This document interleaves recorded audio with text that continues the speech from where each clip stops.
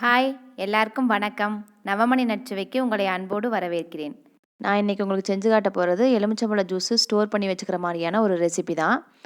அதுக்கு நான் இங்கே பெரிய எலுமிச்சம்பழமாக ஒரு 12 எலுமிச்சம்பழம் எடுத்திருக்கேன். நீங்கள் எவ்வளோ வேணுமோ அவ்வளோ எடுத்துக்கலாம்.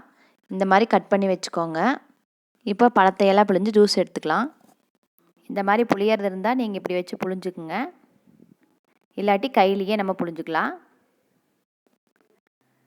கையில் பிழியும் போது அந்த விதை சதப்பகுதியெல்லாம் வந்துடும் ஜூஸ் கூட சேர்ந்து. அதனால் அதை வடிகட்டி நம்ம எடுத்துக்கலாம். இப்போ எல்லா பழத்தையும் புழிஞ்சு எடுத்தாச்சு. 1 கப் அளவு ஜூஸ் எடுத்திங்கன்னா அதுக்கு 3 கப் அளவு சர்க்கரை போட்டுக்குங்க. சர்க்கரை 3 கப்புக்கு நீங்கள் 2.5 கப் அளவு தண்ணி ஊற்றிக்கலாம். எந்த கப்பில் ஜூஸ் எடுக்கிறீங்களோ அதே கப்பில் 3 கப்பு சர்க்கரை 2.5 கப்பு தண்ணி ஊற்றிக்குங்க. மெஷர்மெண்ட் கரெக்டாக இல்லைன்னா ஜூஸ் பாதம் கரெக்டாக வராது.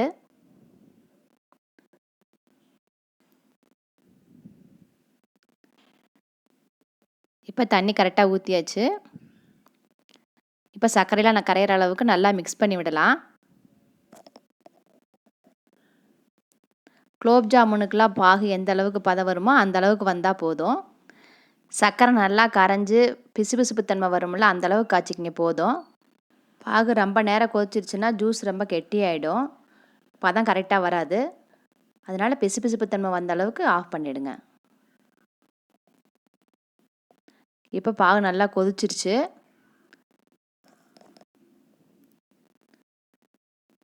இப்போ பாருங்கள், இந்த அளவுக்கு பிசுபிசுப்புத்தன்மை இருந்துச்சுன்னா ஆஃப் பண்ணிவிடுங்க போதும்.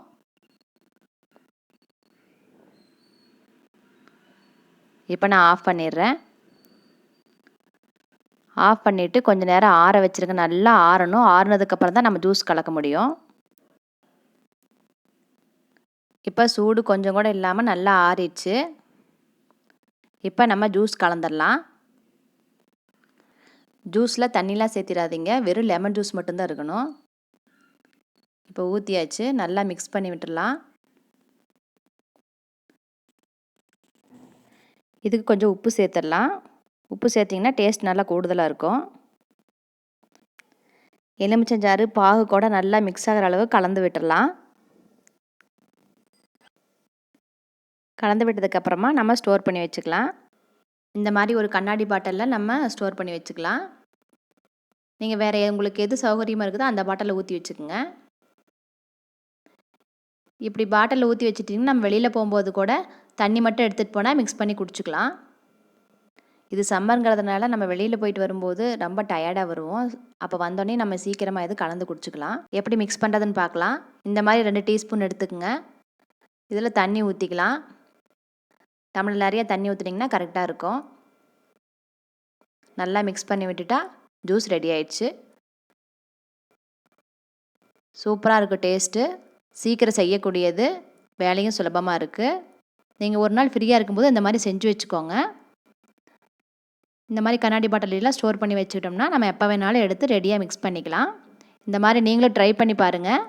உங்களுக்கு பிடிச்சிருந்தா லைக் பண்ணுங்கள், ஷேர் பண்ணுங்கள், சப்ஸ்கிரைப் பண்ணுங்கள். உங்களை அடுத்த வீடியோவில் சந்திக்கிறேன். இங்கே எதுவும் சுவைக்கும்.